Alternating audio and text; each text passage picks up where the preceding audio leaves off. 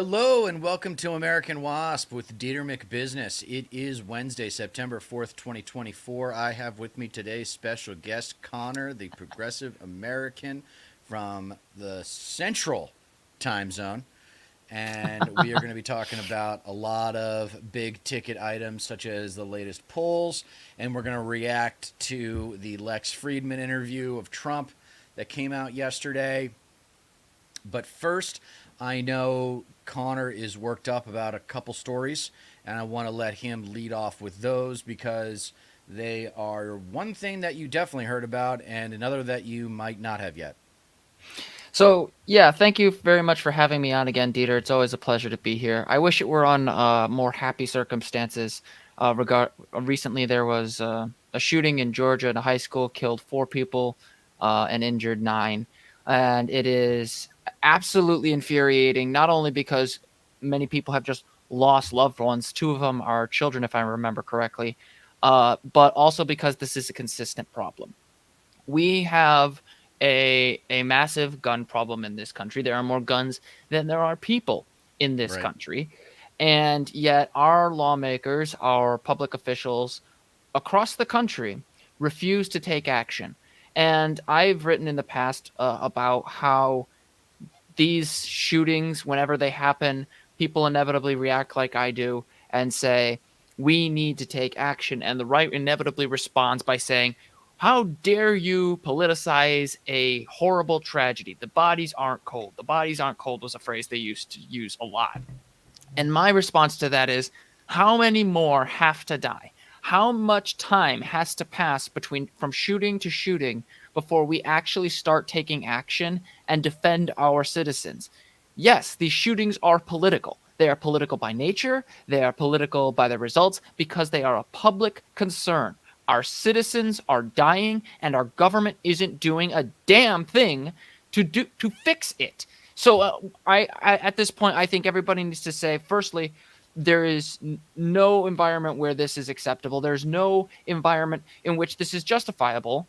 But also, if we want to prevent future tragedy, we got to stop talking about these shootings solely as if they aren't political in their nature, as if they aren't political in the consequences to the American people.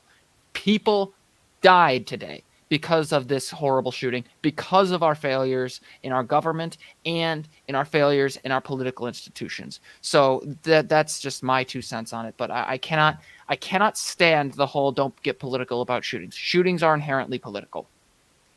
There's also the response of mental health that they've been doing. They've been doing the redirect and saying, this has more to do with mental health than access to guns. And to that, I say, well, mental health is a part of it, and welcome to the party in terms of the realm of mental health education because you've been fighting that one for about 50 years. Yep. And we've been trying to get you to realize that certain people are certain ways because of certain variables, and you don't want to listen to it to any extent that would provide us with sophisticated thought on these issues. So, gun control, I'm doing an episode, the Who Are MAGA series about the gun nuts. My thesis, I'll go ahead and share it because people should be rewarded for watching us live, and I don't mind sharing my thesis. There are single gun owners or home gun owners, HGOs. There's gun enthusiasts, which are responsible gun owners, RGOs. And then there are the gun nuts, the GNs, okay? Now, the gun nuts are not inherently the shooters, right? It's a subgroup within the gun nuts, the isolated gun nut. Now, the whole argument here, because we can talk about numbers all day, it's not going to make a difference to the people that you need to convince in order to actually change this issue. But of my 3 tribes within the tribe of MAGA, the Confederate flag waving, Bible beating gun nuts, I actually do have hope for the gun nuts because they know these isolated gun nut freak shows that shoot up churches and shoot up concerts and shoot up schools. They know they exist and they know it's just a matter of time before today happens again. So if you can get them to that place, that's step number one. They're like, okay, you're right. Those people do exist and they shouldn't have access to guns. I really think you can get any gun nut there. They are actually embarrassed by days like today. The people who really are responsible gun owners that take their gun ownership seriously, like it's their passion, right? That's the difference. For some, it's home protection. For some, it's a hobby. For others, it's a passion, right? It's the socially retarded gun nut. I call it relationally retarded Republicans. It's the relationally retarded gun nuts that you got to be on the lookout for. And if you can convince them of that step number one, that those isolated gun nuts exist and can be mitigated through their cooperation, you have to get them over the next hill, which is that government is the problem. Specifically, the left is coming for your guns no matter what the new gun laws are. I mean, Yeah, it's brainwashing. yeah, and I will say the other thing is when we talk about responsible gun owners, it's important to remember. I think like the narrative of the responsible gun owner in every capacity, uh, it is based on the assumption that there is a universal standard that we have for what constitutes a responsible gun owner. But the thing is, the groups like the NRA and other gun lobbyists have been preventing us from actually putting a standard in place on the national level from the very beginning. So while I will absolutely agree with you that there are responsible gun owners out there, I also have to say it is important that we remember we actually have to have a legal binding standard as to what constitutes an actually responsible gun owner. And unfortunately, what we have right now, especially with the Supreme Court, which is another reason people need to vote come November, uh, is staunchly opposed to any approach that would invoke or even suggest restrictions on firearms for any reason. They This is a serious societal problem, a willingness to accept death of our citizens, our children, uh, at, at, at, at the altar of the gun lobby, at the altar The of a DRA. reactionary Republican base that is convinced that they're Rambo when they're not. You like, sorry, John, you grew up in suburbia. Just because you go to Wisconsin a couple times a year in a pickup truck doesn't make you Rambo. And just because you have a gun doesn't mean you know what the government is going to do. Sorry. Yeah, I So. mean, I think you devolve once you become a gun nut into an isolated gun nut where guns are just everything to you. And Mm. it's you eat, breathe, and sleep that culture. And then, of course, you fantasize about using the guns, right? They have that attitude. We have all these weapons. Why aren't we using them? That's how childish and superficial their intellectualism is. So that's probably all I have to say on the shooting. We know the red flag laws, universal background checks. We know all the policies that we want to see in that world. It's just a matter of amassing the political power necessary to pass those laws. And maybe this helps get the vote out in a dark way. Um, because I don't think we've had a shooting like a church shooting, school shooting, concert shooting, whatever, theater shooting, event shooting in with this close to an election, a presidential I election. I don't know. I'm not sure about the exact timeline. I know that this person who committed the shooting, I won't say their name because there is some evidence to suggest putting their name out there and their picture Right. leads to Motivates. copycats. And Yes. I'm not sure why the hell, excuse my language, why the Washington Post felt it was appropriate to name the guy. But they absolutely shouldn't. And anybody who's talking about this really, unless there's some sort of strategic reason you're doing that in your analysis and you're adding something more, do not spread this person's name and information around. Just refer to them as the shooter. You don't want to create a situation where you could like lead to people wanting to replicate this, to do this again. Um, that's the other side of it. There is a weird subsection of people who I think, commit these horrible acts Yes. on the grounds that they want the fame, they want the recognition, they want to be Yes. known as the school shooter. This person was 14 years old. I think that's the first time somebody under the age of 15 has committed a mass shooting since, I think, Columbine, but I might be wrong. Did he steal the gun? Um, I don't know. I Okay. don't have that on hand right now, Okay. because I was trying to avoid looking at it too much because it's just so Okay. frustrating. But you can't turn away. We can't be like the politicians who don't do a thing about this kind of thing, um, and turn a blind eye. Um, the other thing I wanted to say, and this is the last thing I'll say, there, according to the Washington Post's tracker, and they have a tracker. That's another sad state of affairs, that a major newspaper in the United States straight up has a thing that literally tracks how many mass shootings we've had, and according to their standard, it's 22 mass killings with guns in 2024, and there have been 475 such killings since 2006. So, if while I don't want people to look at this horrible tragedy and the loss of life as just something that is like partisan, people like lost their loved ones, their kids, their family members, the there It is a is certain partisan. element here. It is It is partisan. It partisan. is. It is. Like, I It is don't want it to partisan. be that, but it is.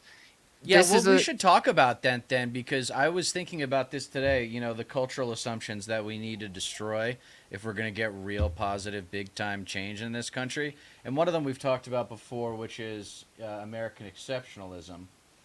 And because it's just, there's nothing that enhances the problem solving process by thinking you're amazing. yeah. um, but another cultural assumption politically is bipartisanship and the politics of compromise. And you know how powerful the NRA is in the Republican Party. Do you think there's any bipartisan avenue for real change on this issue? Uh Maybe with some increased background checks, maybe some loophole closes, but actual substantive like federal registration of firearms, a national standard for how we deal with whether or not a person is mentally fit to own a firearm. I don't think that there's going to be any sort of push for that. Actively attempting to ban certain firearms over others, those ones are not going to be passed with a Republican controlled House or Senate. You need Democrats in the Right. House, Senate, and White House, and liberals on the Supreme Court to get to that point. Um, Well, it the could other be a big thing, piece of legislation that Kamala passes early on. It's pretty yep. straightforward what the new gun laws need to be, at least the first wave of new gun laws. But go ahead, what were you going to say? Also, I just got to say, like, sometimes you also see people commenting online. Basically, they do this if they're out of the states. They're not from the United States, and a lot of times when they talk about these things, they're like, "How are Americans letting this happen?" We're not. We're not letting this happen. Our government is letting it happen. Our government is the one that does this to us and fails to protect our citizens. And I was out last night with some friends. These shootings don't just happen at schools. They happen at every place that where there are people. And I don't want to have to rely on a government that, could fail to protect me and my life. Like Highland Park shooting. I was born in Highland Park. That was the July 4th shooting a couple years ago. So like it's right in your backyard. So for anybody who lives outside of the states who is looking in, we know there's a problem. We're trying. It's not the people. It's our government.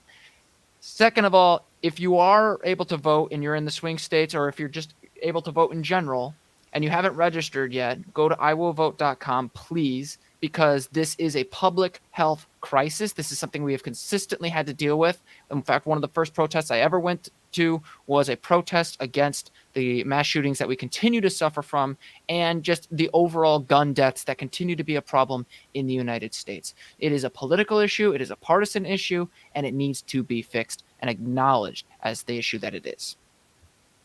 Amen. All right. We can move on from that. I know you wanted to talk about another more obscure story about a very well known media personality to people like us who are internet YouTube lefties.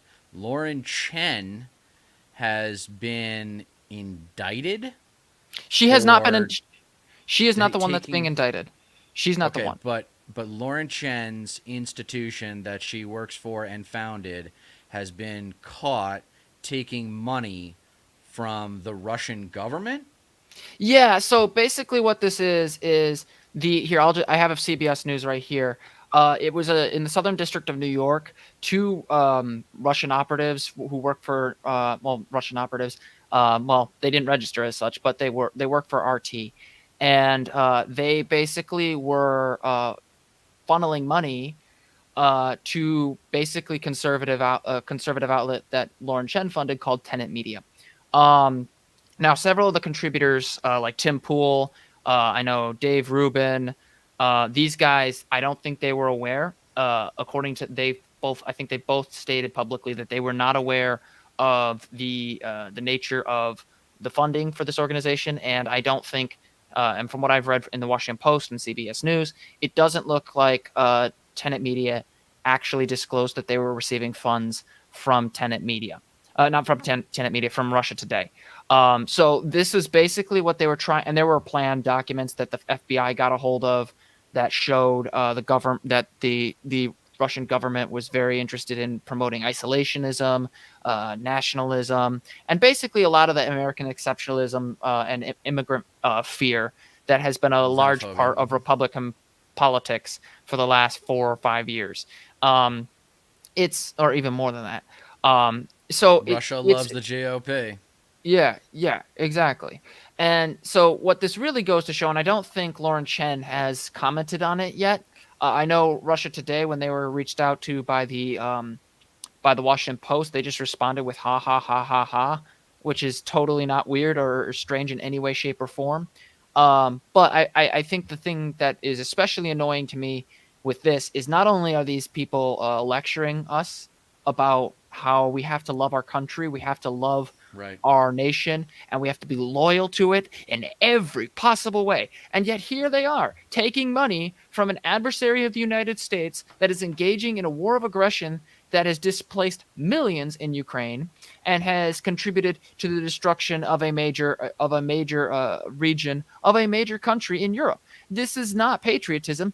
This is don't want to say treason because I don't want to get sued, but I will say at the very least, this is disloyalty. This is not putting your country first. This is a major conservative network taking money either willfully or through sheer ignorance that is actively opposed to the interests of the United States and sowing discontent because they think it will work towards their desired political candidate. Their partisanship exceeds their patriotism. When I interviewed Ira Shapiro, that was how one of the reviews on his book actually described Mitch McConnell. Their partisanship exceeds their interest in the government of the United States and its success and the well-being of the people of the United States. So, and I've covered Lauren Chen before. She is a completely vapid, bigoted person. She has Very cold. repeatedly, Very cold yeah, hearted. yeah, very cold-hearted, very bigoted. She straight up has in the past defended a neo-Nazi child who was on YouTube who was banned by the name of Soph. That's old school like YouTube I'm pretty sure Lauren politics. Chen comes across as racist too. Yeah, I definitely would put her in the racist or anti-Semitic category. She also featured in my video responding to her and Candace Owens about their ridiculous defense of Kanye West. So to put it bluntly, this is a collection of racists who were willing to invoke their nationalistic agenda using foreign money. And from what it looks like, some of her colleagues who've worked with her had no idea. Now, Mm-hmm. if Lauren Chen didn't know that this money was coming from that, which I don't believe, I would not be surprised in the slightest if she knew and just kind of accepted it. Um, but if she didn't know, then what does that say about her as a commentator and as a businesswoman? You didn't know that the money that was flowing through your company that you just founded, it like was Russian. It's messy enough to cancel her, man. It's messy enough to cancel her. That's so dirty to take Russian money and you're an American media institution. Give Yeah, me a break. Your integrity is shot for the rest of your life. No one will ever take you seriously in the mainstream. maybe a small percentage of people who hang on to the likes of Bill O'Reilly and Megyn Kelly, and not even those, not even close to that level. So I wouldn't worry about hearing from Lauren Chen anytime soon in any kind of significant way. But that is interesting that Russian money was tied up in that. Russian culture, I don't want to say is racist, but it does have a certain reputation of being pretty sexist and pretty racist. I mean, yeah, That's just its it's reputation. pretty bad. I will say that knowing a lot of Europeans from different parts of Europe, very well educated, sophisticated, well traveled people, they all have the same thing about. They all have the same thing to say about the Russians, and that they're the white trash of Europe. At least the ones that get out with money. The ones that have money, right? The people with the money are always the problems. Peter Um, Thiel is like that too. all right, so let's do the polls. Unless you got anything more to say about Lauren Shem, but I don't think you do. I think we wrap that up pretty Yeah, nicely. it's pretty straightforward. She put her interests as a company before the country, and nobody should ever respect her ever again. Whoever even did respect her in the first place, I think, is suspect. But that's a whole other thing. All right, let's start with the small potatoes, Nevada first. So the average, I'm not even going to look at the average. I don't care. Insider advantage, 800 likely voters, Trump plus one. Rosen, who is the Democrat running for Senate in Nevada over this guy Brown, who I don't know. You probably know who he is. But Rosen's up 9. So that means you've got a lot of split ticket voters in Nevada. In Yeah, Nevada, or is it? I used to live in Tahoe, and there was a bunch of people from Nevada, and they always gave me a hard time for the way you pronounce it because most people pronounce it the wrong way. It's not Nevada, it's Nevada, right? I think so. I mean, Yeah, it's they Nevada. can't exactly stop me. It's a more straightforward I. Nevada. It's Nevada. It sounds more hickish to us, but it's how it's pronounced. All right, so Nevada. CNN was the big poll that came out. That had Harris at Yes. plus one, and it also has Rosen at plus 10. So who cares about Rosen? He's going to win. Emerson College had it at plus one a couple days ago. So what the hell is this insider advantage at Trump plus one? I guess it's a bad poll. I Seems mean, like it's. insider advantage is something to not take seriously because it's 2 days later. Did things really change that much in 2 days? I mean, you can also like have a situation, and I think my thing's crashing on me. If I crash, yeah, Firefox No, is you're not good. You sound responding. fine. You sound fine right now. Okay, Keep going. okay. I'm just gonna let it wait to respond, so I can't see what you're showing right now, but I can hear you, so I'll just keep talking. I would say it is entirely possible that the wording of the poll led to that result. I think the unfortunate thing is Nevada is kind of a toss up at the moment, so you'll probably see a bit of back and forth in terms of who's leading what and why. It may also just be how they weight the data and certain factors that they consider differently. Like, for example, if you go to Yeah, he's crashing. Okay, so Nevada looks pretty much like a toss up for now. We'll call it a toss up. And then we're going to move over to Arizona. Same pollster, Insider Advantage has it at dead even. This other guy, Gallego, running for Senate in Arizona, he's up 5, so he looks pretty comfortable there. But the big poll that everyone's talking about, CNN, even though it's a smaller sample size than Insider Advantage, it's a bigger name, 682 likely voters, Trump plus 5 in four-way action with Jill Stein and Chase Oliver. That was interesting to me. Arizona looks like it might be super vulnerable. You keep going down, a little bit earlier polls, August 28th, smaller Redfield, Trump plus one. Emerson, again, something to be. I've talked about it with StatPat last night. The Hill is a financially conservative institution. They are sponsoring the bill. Hey man, let me finish this up. So the Hill is sponsoring the Emerson poll, so you got to qualify that one in Arizona. But the latest one, Insider Advantage, has it at even, and CNN has Trump plus 5 in four-way action. So Arizona's all over the place. Arizona is completely unpredictable. As far as Nevada too, I just concede them. And I just say strategically, just act as if you're going to lose them. I mean, I hope they put in more time in those two states, particularly Arizona. But I don't. Can you see what I'm seeing? I see the little. I just see the different general polls that you're showing.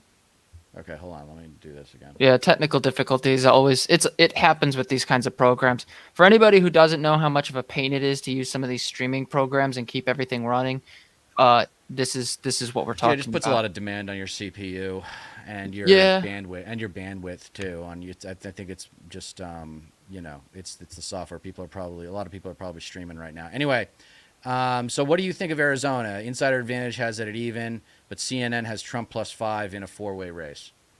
So I would say right now I think Arizona shouldn't be given up, but I don't think it should be emphasized.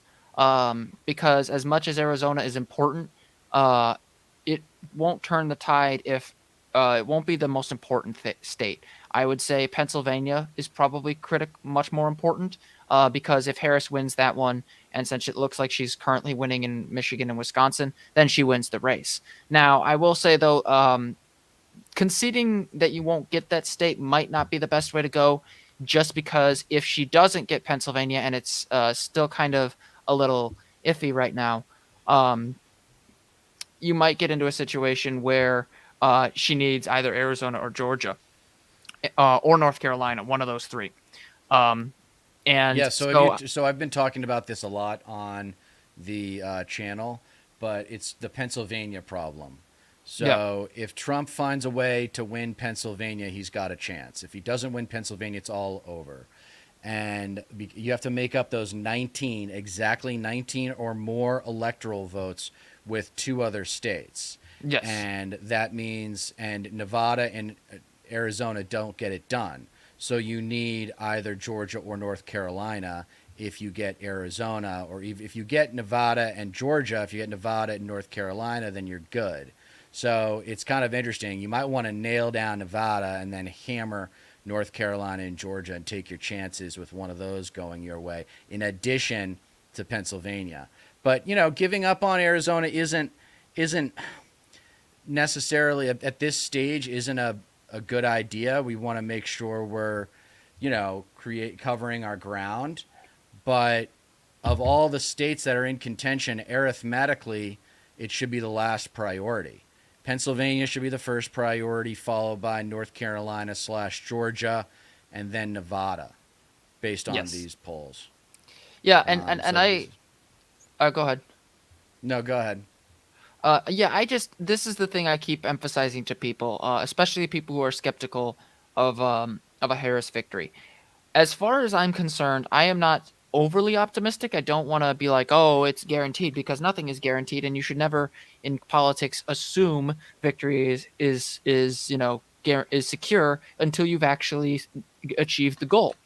Um, but Harris, for all intents and purposes, is doing relatively well in Wisconsin and Michigan, and has Right. consistently shown that she is probably going to win those states, just Yes. based off of what we've had thus far.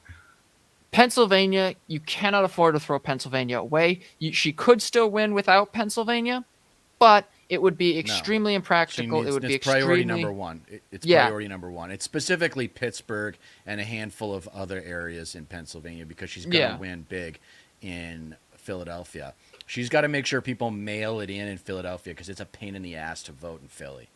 Oh yeah, no, definitely. And the other thing is she should have her legal team ready, because Trump's going to throw a fit over mail-in ballots like he did last time. They will throw a fit over everything. The other thing is, I know Yeah, but in the good thing Georgia, this time is he's not the incumbent this time, so he's not going to win. yeah, Go ahead. I not in the legal sense, but yeah, my hope is with and I think we talked about this last time.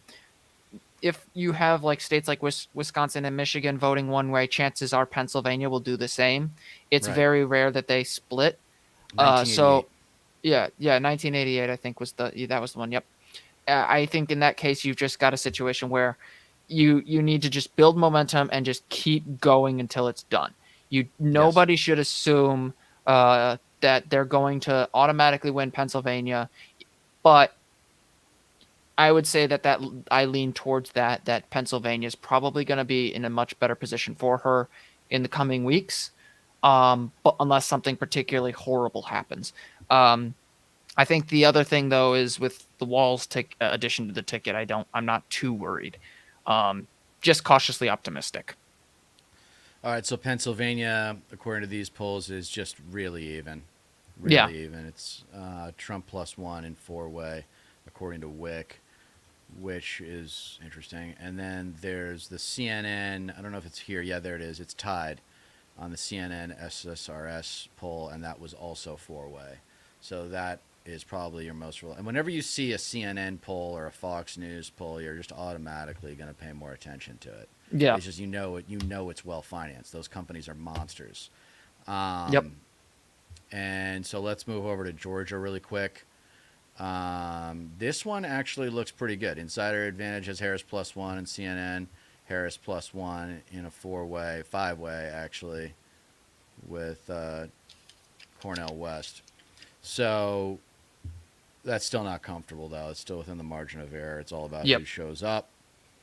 And the Telegraph, or it sponsored one from Redfield that also had Trump up +2 in four-way. So I was looking at this morning console too. Harris is in the blue on all these morning console polls.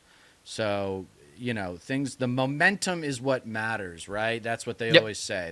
That's also optimistic though. That's also optimistic. And in politics, it's better to be a pessimist, because it's just gonna it's just going to help you grind. Yeah. It's going to help you grind. It's going to help you manage expectations. It's going to help you get through the ugliness that is American political life. So North Carolina Insider Advantage has a Trump +1. Active vote, it's even. The active vote is a weird poll, though. That was taken over 25 days, so I don't really think that means much. And it's only 400 likely voters, so that's kind of a throwaway poll. Yeah, North Carolina was the one that CNN didn't do, and that's why it's still a little bit of a mystery. The last one was, Emerson.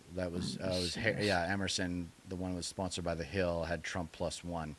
Again, momentum shows that it's probably favoring Harris, but she's got to keep working. She's got to keep pushing forward, pushing the stone up the hill like Sisyphus, but you actually have a chance of winning. Yeah.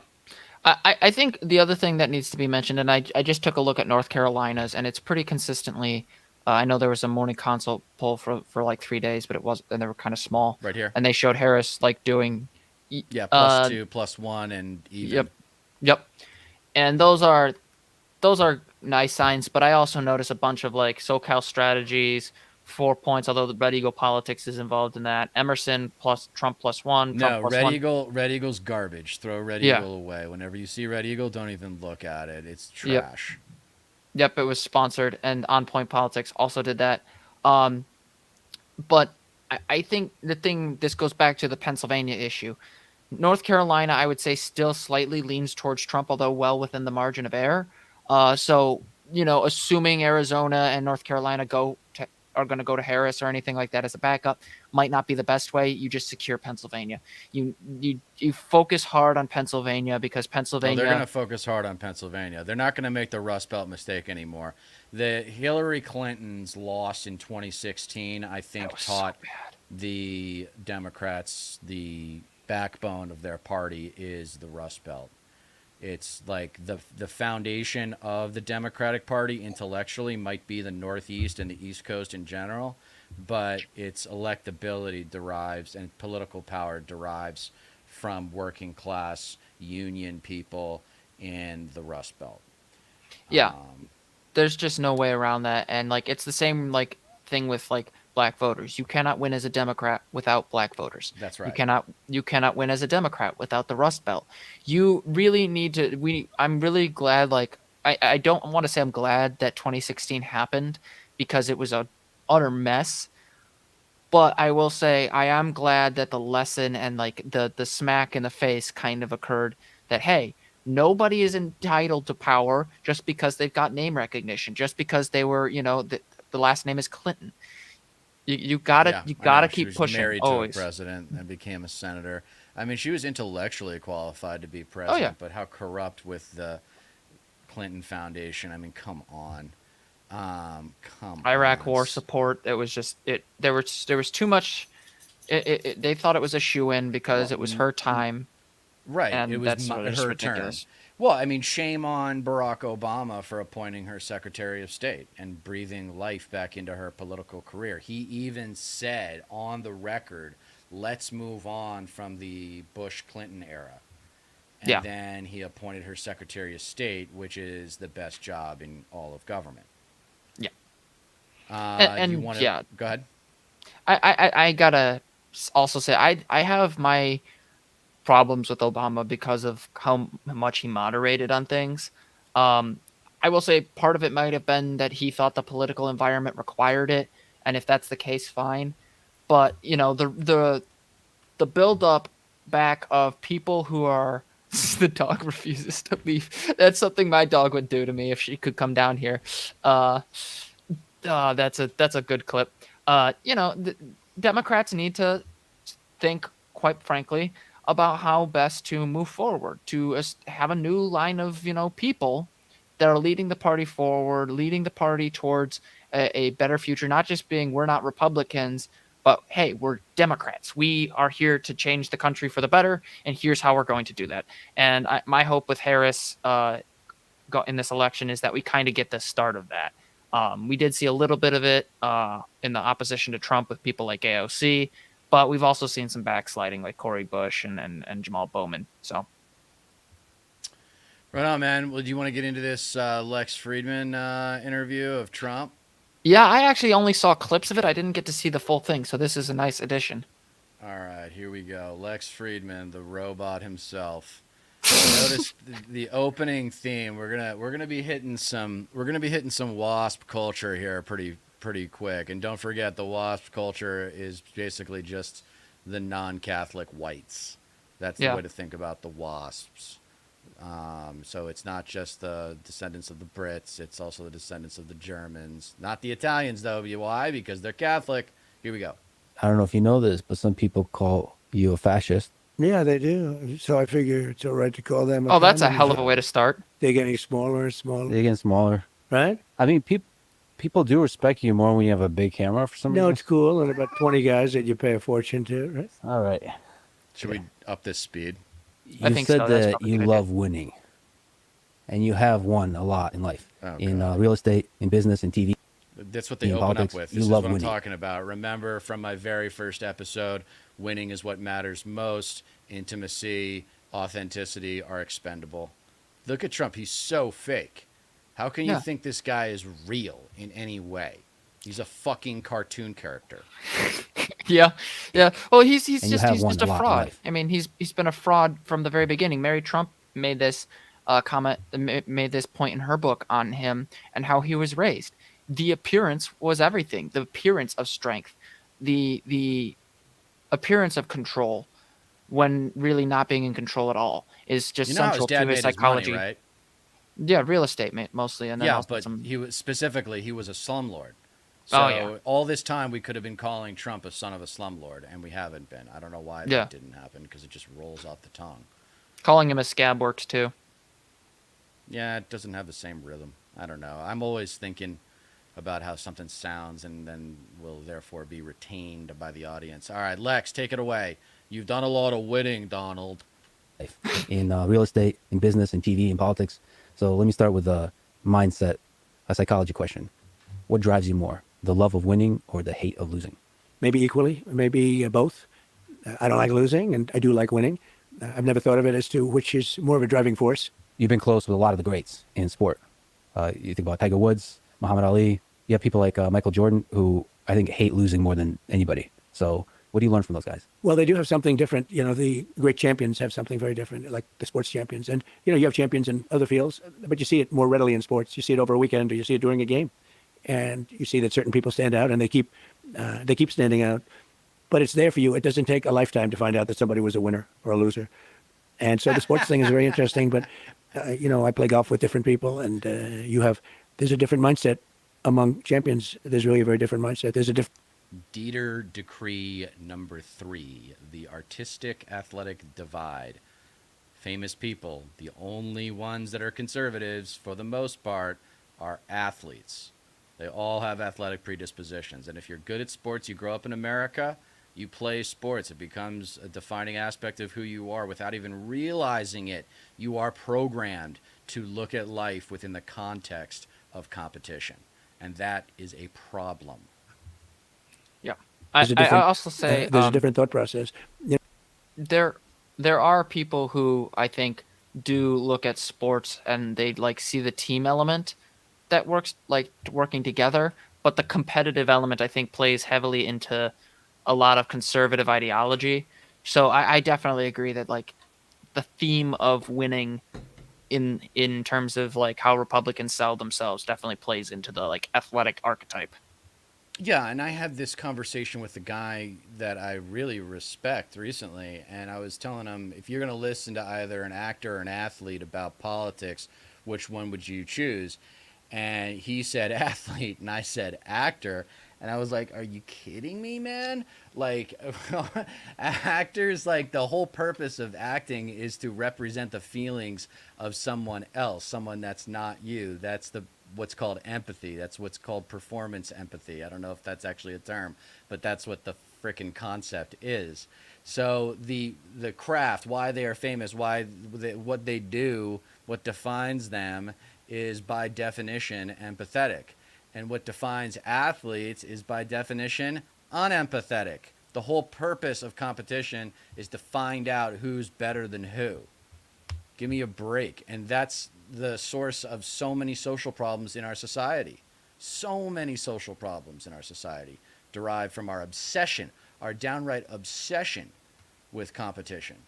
So unless you're LeBron James, unless you're an enlightened athlete like LeBron James, if you're an athlete, you're going to start talking politics. My radar's up because you probably don't know what the hell you're talking about. The whole stereotype of the dumb jock is a stereotype for a reason. know, talent-wise, sometimes you can't tell the difference in talent, but at the end of a weekend, they seem to win. And it's very interesting. Like as an example, Tiger or Jack Nicklaus, he was a phenomenal winner. And he does have a different way about him. And Tiger has a different way about him. And Michael Jordan. And there's never one, you would think that there'd be one way. Arnold Palmer was the nicest guy you'd ever meet. And then you have some champions that aren't really nice. They're just focused on doing their job. So you have, there's not one type of person. But the one thing I would say that everybody seems to have in common is they're very driven. They're driven like I hate his beyond. ties. They don't seem to give up easily. They don't give up. They don't give up, but they do What is seem to this, be, Lex? Come on, they have a man. passion that's maybe more than people that don't do as well. You've said that politics is a dirty game in the past. It is a dirty game. It's certainly true. So if it is a game, how do you win at that game?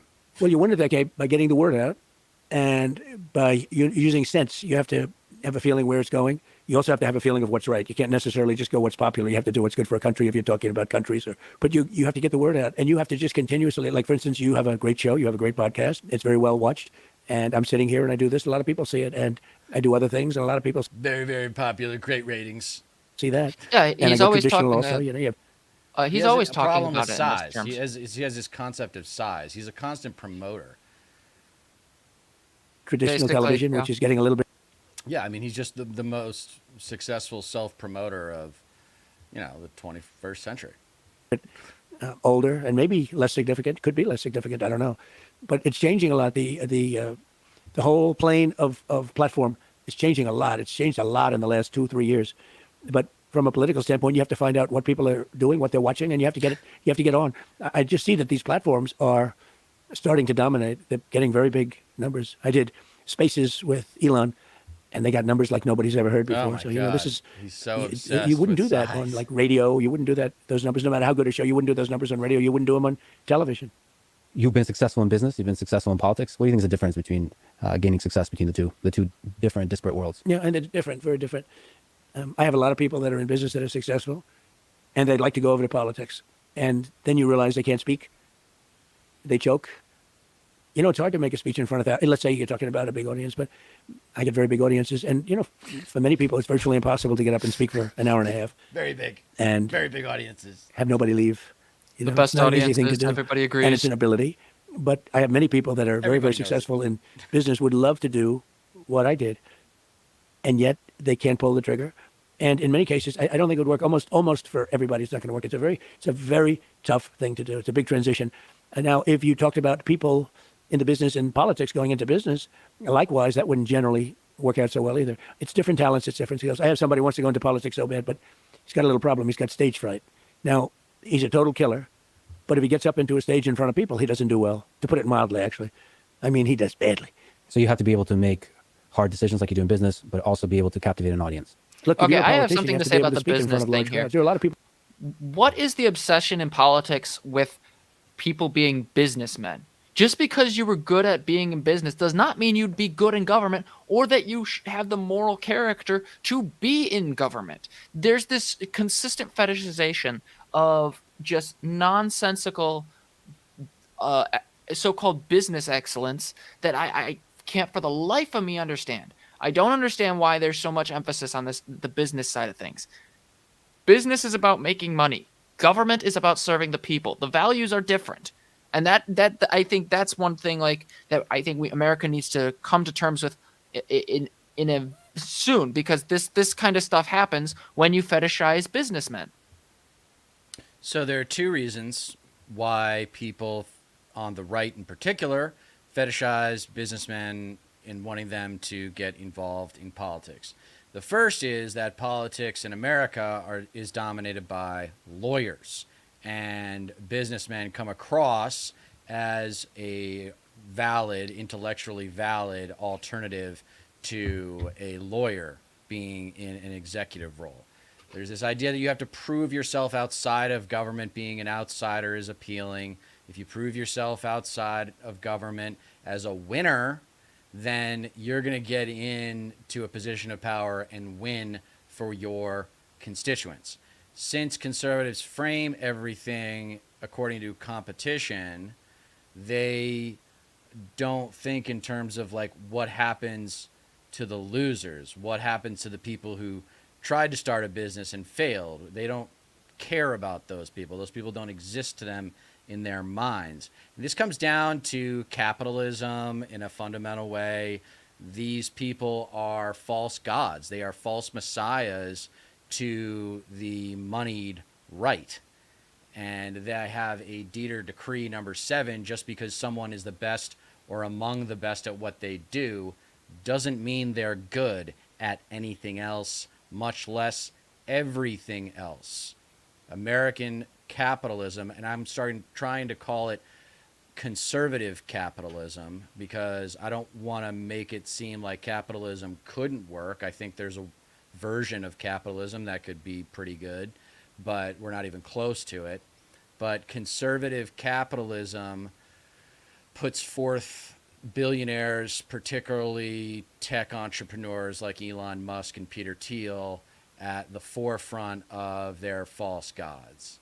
They say these are the super competitors, the super creative types, even though they're not really that creative. They're just great problem solvers that should be telling us everything we need to know about everything. You see, it's all about the choice in human behavior and cognition is not between right and wrong. It is between right and easy.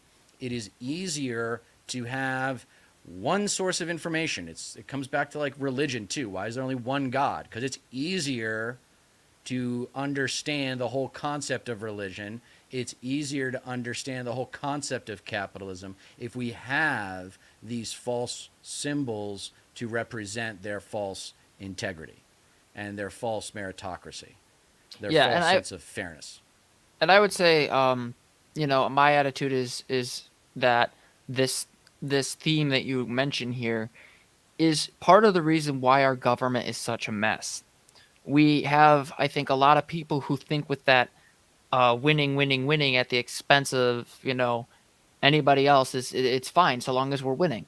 And that's why he's constantly talking about it like that. And yet, the public good, public service, the idea that the government can be used to do good things in one capacity or another, no, they're doesn't caught come up up. in Reagan. No, they're Reaganized. They've been Reaganized. Our culture's thoroughly Reaganized, and it is a massive problem. And I think one of the things I would love to see in America is a shift in our understanding of the role of government, because people like this come into power because they are able to play onto this theme of the great big businessman, even though their understanding of public service is entirely anathema to the very purpose of government. Yeah, you're not wrong. A lot of people can't do that. I've seen it. They can't even think about doing it, and they don't. There are many people in business right now. I could name them, but I don't want to embarrass anybody. They've been talking about running for president for 15 years, and they're very big in business, very well known actually. But it takes guts to run. Like for president, I can tell you, it takes guts to run. It's also a very dangerous profession, if you want to know the truth, but dangerous in a different sense too. But it takes a lot of courage to run for president. It's not easy. But you have, and you know, the same people as I do. There are a lot of people that would like to run for president that are very, very successful in business, but they don't have the guts to do it, and they have to give up a lot. One of the great things about people from the business world is they're often great deal makers, and you're a great deal maker. And you've talked about Kiss the war in his Ukraine, ass, Lex. and that you would be able to find a deal that both Putin and Zelensky would accept. What do you think that deal looks like? I think the deal, and I wouldn't talk about it too much because I think I can make a deal. If I win as president-elect, I'll have a deal made, guaranteed.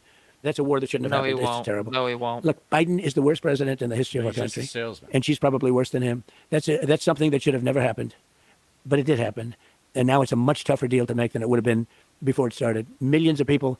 Yeah, it I think still the number's going hasn't to be a said lot what higher the when you deal's see gonna this look like. all at some point iron out. I think the death numbers are going to be a lot higher than people think. Doesn't answer the question. When you take a look at the destruction and the buildings coming down all over the place in Ukraine, I think those numbers are going to be a lot higher. They lie about the numbers. They try and keep them low. They knock down a building that's 2 blocks long. These are big buildings, and they say one person was mildly injured. No, a lot of people were killed, and there are people in those buildings, and they have no chance. Once they start coming down, there's no chance. So that's a war that absolutely has to get done. And then you have Israel, and then you have a lot of other places that are talking war. The world is a rough place right now, and a lot of it's because of the fact that America has no leadership. And I believe that she'll be probably worse than Biden. I watched the interview the other night. I mean, it was just a softball interview. So you would like to see her do more interviews, challenge more? I don't know. I can't believe the whole thing is happening. We had a man in there that should have never been in there. See, this is the thing I have with Lex Fridman and his politics, and really just the way he conducts himself in these interviews. I like, it's one thing to like have like a Larry King kind of approach where you let the person speak for themselves and you let them, express how their ideas. It's another thing to not let them answer, to fail to challenge them to answer the damn question. This, like, Trump just was in less than a minute and a half just spewed a bunch of nonsense that isn't accurate. Some of it made a claim that they're lying about the numbers, when in reality it's probably just hard to get accurate data in a war zone. And yet Lex's actual like question, which is how are you going to end this war, Lex never follows up on him. He never asks him to explain in depth. 'Cause Lex isn't a real journalist. No, he's not a journalist, period. And the thing that makes me even more annoyed is, Trump's comments about NATO. The fact that that Lex never followed up and asked him, well, you've previously said NATO's a problem, and, Russia has used this as a pretext for its illegal war of aggression in Ukraine. Why don't we, where are you in addressing NATO? How is that going to affect any potential deal in Ukraine?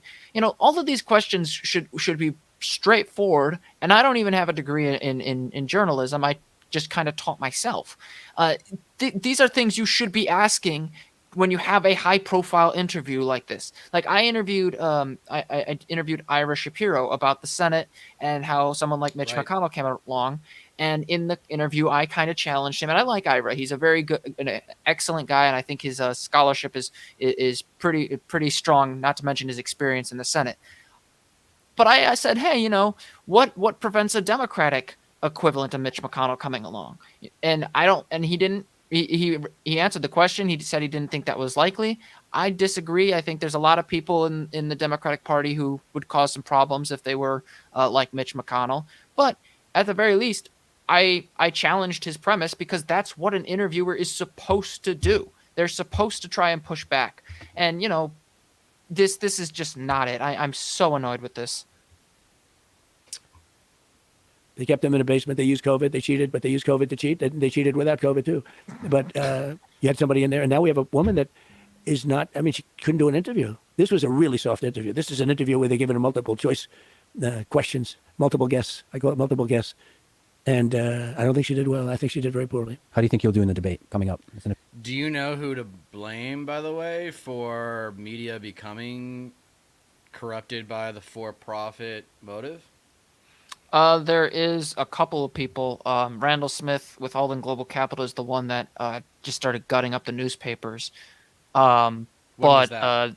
He is the basically the head, or I think he's still the owner of a private equity firm called Alden Global Capital, and Okay. their subsidiary Digital First are the ones that purchased I believe the Miami Herald, and they definitely bought the Chicago Tribune. Yeah, but when was that? When did that all happen?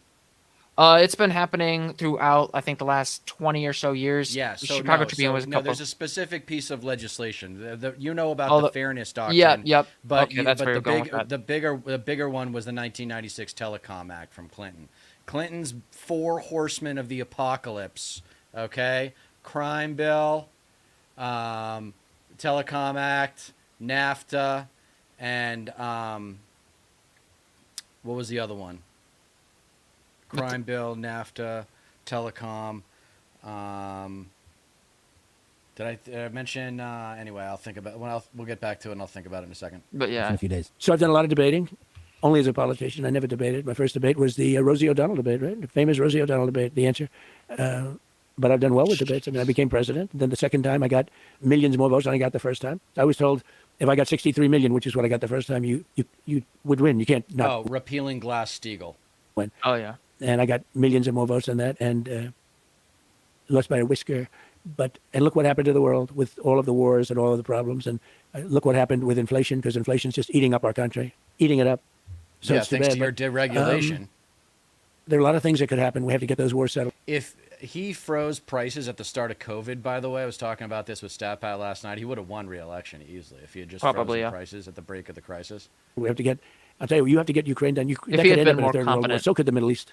So could the Middle East. So maybe let's talk about idiot what it would takes to have known negotiate with freeze somebody like prices Putin in a or crisis in an Zelensky. election year. Do you think Putin would be willing to give up any of the regions they've already captured? I don't know. I can tell you that all of this would have never happened, and it would have been very easy because you don't have, like, that question wouldn't be asked. That's a tougher question. Once that starts happening, because he has taken over a lot of territory. Now, I guess they're insurgents now too, right? So, it's a little bit interesting that that's happening and that it can happen. And it's interesting that Putin has allowed that to happen. He's such an Look, idiot. that's one that should have never started. We have to get it stopped. Ukraine is How many being times is he going to say demolished. that? They're destroying a great culture He's that's like a largely fifth destroyed. grader What do you think on works better in those kinds of Adderall. negotiations? Leverage No of, one's let's say, saying friendship, what the carrot or the no one- stick? like, you can friendship counterattack or his sort of insults the so threat easily. of using the economic and military power? You So don't it need to depends be on a who the comedian person to is. do it. Everyone's different. Negotiation's interesting. Lex, because it depends on who the challenge person him is. to answer the And then question you have to in guess detail. or know through Seriously, certain knowledge, he's which not letting. is, more important, the carrot or the stick. I try not to Dude, lose Lex- my And with some temper. people, at it's the this- stick. No, man, Lex is a relationship guy, man. Lex is a relationship guy. He wants everyone to come on his show and come back, and he wants to celebrate them. He embraces celebrity culture. He is not a real journalist. With some people, it's the carrot. I think the stick probably is generally more successful in that, we're talking about war. But Like, you had Theo Vaughn and you had Dave Portnoy do interviews with Trump. They didn't know what they were doing. I don't know what they're talking about. They didn't do any research going into it. They didn't have specific things that they wanted to make sure that Trump talked about that he probably wouldn't have wanted to talk about. We're caught up in celebrity in this country. There's nothing like American celebrity, by the way. Our celebrity culture travels. No one else's does, except for the UK's, but that's an extension of ours. So our concept of celebrity, particularly the A-list athlete, is godlike. I mean, the A-list athletes are gods, and the actors and actresses are like nobility. That's how I look at it. And I understand, like, occasionally, like, the appeal of these talk shows, and really we're doing something similar, but we're at least trying to be informative as we do it, is that you want to be able to have a conversation. Everybody has that appeal of, like, sitting around the fire with a beer with their friend and talking about random stuff. And the thing with these guys is they have mistaken and assumed that the shooting the crap, shooting the shit around the fireplace is equivalent to asking real substantive questions. And that's a massive problem. We're too focused on celebrity culture, but we're also too focused on entertainment as the main source of our media apparatus, the main center. Well, American exceptionalism is American narcissism, according to one of my essays. And part of narcissism is a sense of entitlement. And the guys that I just mentioned, maybe Lex is one of them, but Portnoy and Theo Vaughn, maybe not so bad with Theo, but Portnoy for sure thinks that he's an intellectual, even though he has no intellectual credentials. And he thinks that because he had a successful sports media venture, that entitles him to the same level of intellectual respect as some PhD in political science, like, Or a that's master's the student. arrogance. It's a certain kind of entitlement that you don't really know until you've actually met some of these people and interacted with them, and you get a taste of what they're used to. They're used to everyone kissing their ass. Tiger Woods is, or at least was, maybe he's been rehabilitated since then, but based on his sex life, Tiger Woods has no conscience. Tiger Woods is a sociopath. He did not give a damn and don't give me that sex addiction bullshit. Okay, every guy I know would be a sex addict if they were a celebrity. Give me a break. That's a celebrity disease. Okay, it's not a real thing. Porn addiction, that's a real thing. You know, sex like starvation, that's a real thing. But that guy didn't care what happened to his family, didn't care what happened to his career. He thought he would get away with it. That's the entitlement. Is that he didn't. It's not that he didn't care about what happened to his career. Otherwise, he wouldn't have apologized. But that apology, go back and watch that apology if you haven't. It's so fake. And like, a lot of people I know idolize Tiger, and I just can't stand the guy, especially after he got the medal from Trump. I'm like, you're not a good guy, man. You're one of those, like, I'll take Jordan over you any day of the week. Like, Jordan never even got political, but man, like, as far as winners go, I'd rather emulate a guy like Michael Jordan, LeBron James, and Tiger Woods. I mean, give me a break. And it's too bad because he's the greatest ever, and it sucks that the greatest ever at anything is a conservative. But then you got Tom Brady in football, so it's tough. It's tough being a sports fan and being a hardcore lefty. It really is. Like, coming to terms. Like, if I ever met Bob Kraft, would I be like, hey, would you mind getting the fuck out of politics because you don't know what you're doing or you're causing a lot of harm? Like, I think I probably would if I ever got the opportunity to, tell these guys. I mean, the thing is, Brady's backed off. I don't know. The other guy is Peyton Manning. Oh man, he spoke at a Republican event a while back. Oh jeez. Yeah, he's a conservative. I don't know if he's a Trumper because he did this interview with Obama for Monday Night Football like 2 years ago, and it's all sorts of weird celebrity deals, man. We don't know how these interests interweave. There's a whole spider web of interests that we don't even begin to comprehend. The kind of destruction that we're witnessing now that nobody's ever seen. I mean, it's a terrible thing, and we're witnessing it all over. We're witnessing it in all parts of the world, and a lot of things are going to get started. Look what's going on with China. Look at Japan; they're starting to rearm now. They're starting to rearm because China's getting, taking over certain islands, and there's a lot of danger in the war right now in the world. There's a great possibility of World War III, and we better get this thing done fast because 5 months with people like her and him, he's checked out. He just goes to the beach and thinks he looks good in a bathing suit, which he doesn't. He's sort of checked out. Hey, look, you can't blame him. That was a coup. They took it over. They took over the presidential deal. The whole presidential thing was taken over in a coup. He had 14 million votes. She had no votes, not one. And nobody thought it was going to be her. Nobody wanted it to be her. She was a joke until 6 weeks ago when they said we're going to have to, politically, they felt they had to pick her. And if they didn't pick her, they thought there'd be a problem. Still talking about process, I actually not don't about think it's problems. right, but, they thought it was right. Yep. And now immediately the press comes to their aid.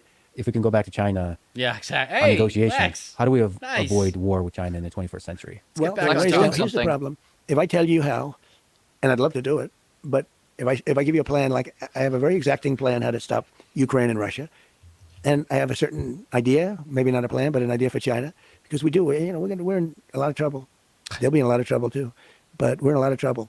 But I can't give you those plans because if I give you those plans, I'm not going to be able to use them. They'll be How very convenient. unsuccessful. Part of it's Very surprise, convenient. Right. But they won't be able to help us much. So you have a plan of what to say to Putin. Yeah, I when know. he takes exactly. office. No, I had a very Secret good relationship plan. with him, and I had a Nixon good did relationship that. with Zelensky too. But I had a very good relationship with Putin. Tough topic, but important. You said lost by a whisker.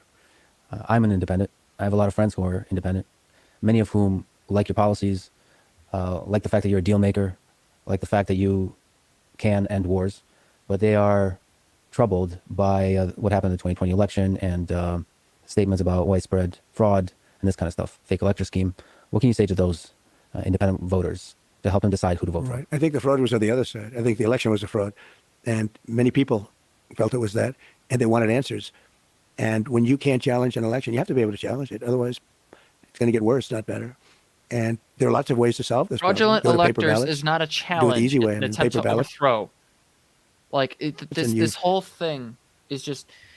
This is why I hate having to deal with Donald Trump so much, even though like he is, the part of our political system that is like the problem. He is the problem, or at least a symptom of the larger problem. But he will say, Lex says, I need you to talk to these people about their concerns about your nonsensical lies about the 2020 election that have been debunked over and over again. And it gets to the point where he just lets Trump say it. I hope he calls him out, but I doubt it. I doubt he will do that. Have voter ID, and you have same-day voting, and you have proof of citizenship, which is very important because we have people voting that are not citizens. They just came in, Not true. and they're loading up the payrolls. They're loading up everything. They're putting students in schools. They don't speak a word of English. Xenophobia. And they're taking the seats of people that are citizens of our country. So, look, Xenophobia. we have the worst border in the history of the world. We have coming into our country right now millions and millions of people at levels that xenophobia. nobody's ever seen. I don't believe any country's ever seen it. And they would use sticks and stones not to make it happen, not to let it happen. We don't do anything. Intellectually, I'm optimistic because he's not coming up with any new material. And insofar as public speaking is an art, you do have to come up with new material over time. And he just keeps making the southern border play, and I think people are tired of it. And we have a person who Yep. was the border czar, who now said she wasn't really the border czar, but she was. She was the border czar, but she was in charge of the border. And we have her, and she's saying very strongly, "Oh, I did such a good job. She was horrible, horrible. The harm she's done." But we have people coming in from They were rampant with deportations. They were Yeah. incredibly fluid with deportations, dude. Look at the data, you idiot. But of course he's not going to look at the data. He doesn't know what the fucking data is. other countries all over the world, not just South America, and they're coming in from prisons and jails. They're coming in from mental institutions and insane asylums, and they're street criminals. Right off the street, they take them, and they're being given to our country. Drug dealers, human traffickers. We're destroying our country.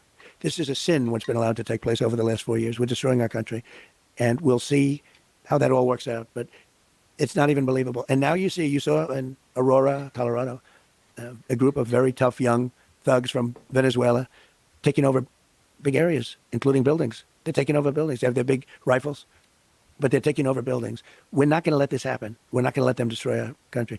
And in those countries, crime is way down. They're taking them out of their prisons, which is good because good for them. I do the same thing. By the way, if I ran one of those countries, any country in the world, I would make sure that America has every one of our prisoners. Every one of our criminals would be here. I can't believe they're going so slowly, but some aren't. But they all are doing it. And we can't let that happen. They're emptying out their prisons and their mental institutions into the United States of America. We can't let that happen. So a lot of people believe that there was some shady stuff. Kalinsky gets credit for this one, but he theorizes that Trump legitimately thinks when immigrants are coming here to seek asylum, he thinks they're coming from an insane asylum. Yeah, no, I wouldn't be surprised if he either believes that or he just he intentionally attempts to create that association. I think the thing for me with this is Trump's constant emphasis of winning, of business deals, they kind of play off the this idea of somebody else paying the price, somebody else paying for the problem, and somebody else screwing with them, basically. I think one of the things that Trump constantly plays to is this need to say, "Oh, if I was in charge, if I was in charge of these countries, I'd be throwing all my criminals into America like these countries are doing. He's assuming that the rest of the world is as cruel as he is, and as Yeah, messed up in that's his what bullies thinking. do. That's what bullies do, though. They think everybody else is a bully. They just got to out bully them to be number one. I mean, that's how they think. That's how narcissists think. Narcissists think everyone's like them, and most people aren't. Only 1/6 of America suffers from narcissistic personality disorder, but I guarantee you, in this country, narcissistic personalities, just in general, are proportionally a lot higher in the United States than they are everywhere else. Guaranteed. Yep. Stuff that went on with the election, whether it's media bias or big tech, but still the claim of widespread fraud is the thing that bothers people. Well, I don't focus on the past. I focus on the future. I mean, I talk about how bad the economy is, how bad inflation is, how bad things like, which is important. Afghanistan was, in my opinion, the most embarrassing thing that's ever happened to our country. And because of that, I think Putin went in. When he saw how stupid we were, Putin went in. But it was the most embarrassing moment in the history of our country. I really believe that. But, you know, we left 13 dead soldiers. Think of it, 13 dead soldiers. Many soldiers horrifically hurt with arms and legs and everything else gone. I gotta talk about We that. left hostages like, there, behind. We 'cause left American. that yes, like the Joe Biden administration is partially responsible for some of the things that happened in Afghanistan and the withdrawal. There's no denying that. He was the commander in chief. The thing is, what Trump will not mention is he negotiated a timeline with the Taliban to get out of Afghanistan, and it was not sufficient. And I'm pretty sure he let several Taliban members go as part of these negotiations, many of whom likely got involved in the actual attacks after we were leaving Afghanistan. The other thing I think needs to be reiterated here is that he doesn't actually care about these people. He doesn't care about these guys because this is the same guy who said that, you know, people who fought and died for this country are suckers and losers. This is the same guy, and I know he disputes that, but he disputes everything that makes him look bad. And he is the same guy that, despite my many difficulties with John McCain, he disrespected John McCain by saying, "I like people who don't get captured." This guy has absolutely no respect for the military. He has no concept of sacrifice, and his policies played just as much a role in what happened in Afghanistan as Joe Biden's did, and he will never admit that. I try to simplify things down without engaging in oversimplification. We shouldn't have been there in the first place. Leaving was always going to be messy, and it should have happened a long time ago. Sorry, it's foreign imperialism, it's foreign interventionism, and it's the last vestiges of Cold War imperialism really dying, really just expiring. Okay, so this is him on division. I know you got to go soon. Let's finish up with this section. The country seems more divided than ever. Yeah. What can you do to help alleviate some of that division? Well, you can get rid of these two people. They're terrible. They're terrible. You don't want to have them running this country. They're not equipped to run it. Joe, it's a disaster. Okay. He's still so And upset Kamala, that Joe I think she'll end up being dropped worse out. than him. We'll Yeah. see. I think a lot's now, you know, the convention's over with, and I see I'm leading in just about all the polls now. They had their little honeymoon period, as they call it.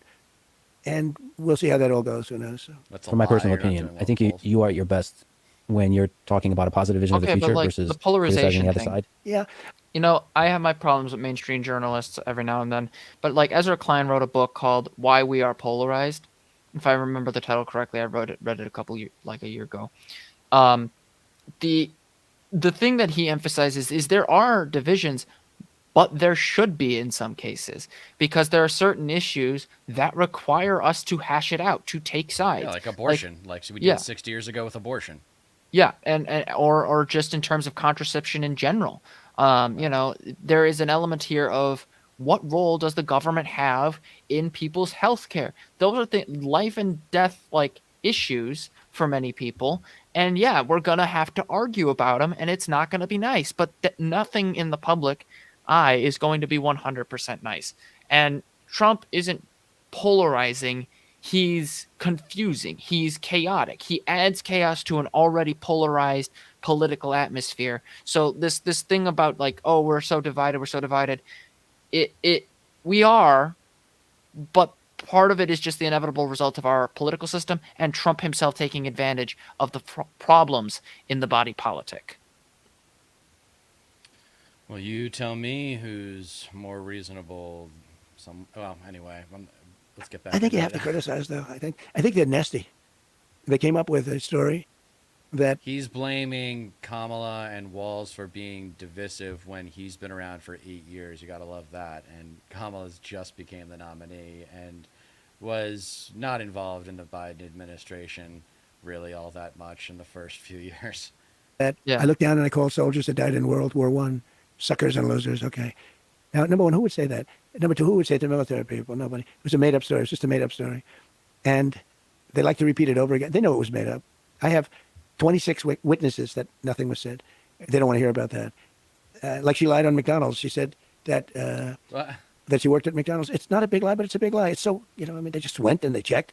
And unless she can show something, they don't talk about the presses are going to follow up with it, but I'll keep hammering it. But she never worked at McDonald's. It was just a, sort of a cool thing to say. Hammering it because he's hammering people because he can't hammer issues. Like all he does with issues is play off of general feelings of fear and not provide any details because he knows that if he had to provide details, he'd trip over and be exposed. Thing to say, hey, I worked at McDonald's, But one of the worst was 2 days ago, I went to Arlington at the request of people that lost their children. There'll always be children to those people. You understand that. That's not politically incorrect thing to say. The mother comes up, I lost my child. But, the child is a soldier. And lost the child because of Biden and because of Kamala, just as though they had a gun in their hand because it was so badly handled. It should have been done at Bagram, which is the big air base. It shouldn't have been done at a small little airport right in the middle of town where people stormed it. It was a true disaster. And they asked me if I'd come and celebrate with them 3 years. Oh. 3 years. They died 3 years ago. And I said, I'm going to try. I got to know them because I brought them here, actually. One night, they almost all came here. And they said, I wonder if Trump will actually come and see us. I heard they were here. I came, so we stayed for like 4 hours listening to music up on a deck right upstairs. Beautiful. And they were great people. So they called me over the last couple of weeks All and they right. said, I know we're you going to got have a to go reunion. soon, so let's just get some. I mean, it's tiresome.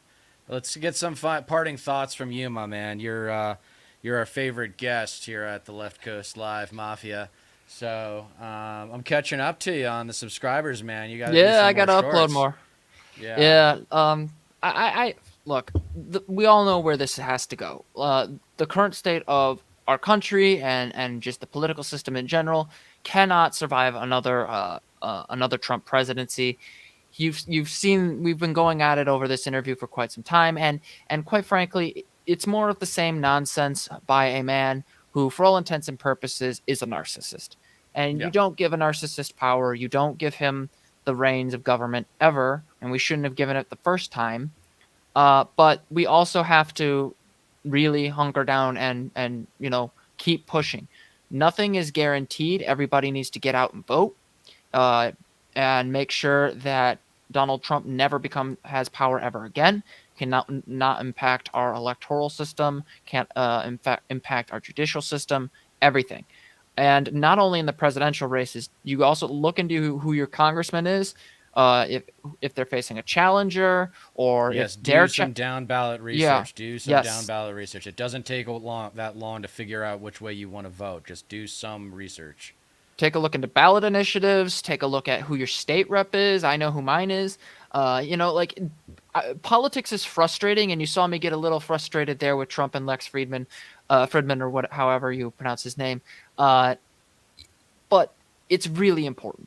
This is about the well-being of the country, and people like Trump are not interested in the actual improvement of the country. They're interested in the aesthetics of improvement, and those people cannot be trusted with power, period.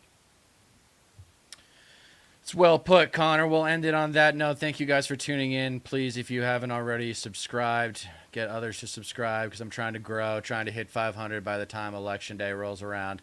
Thank you for viewing. Stat Pat and I will be back Monday. You are maybe going to join us on Tuesday for the presidential debate.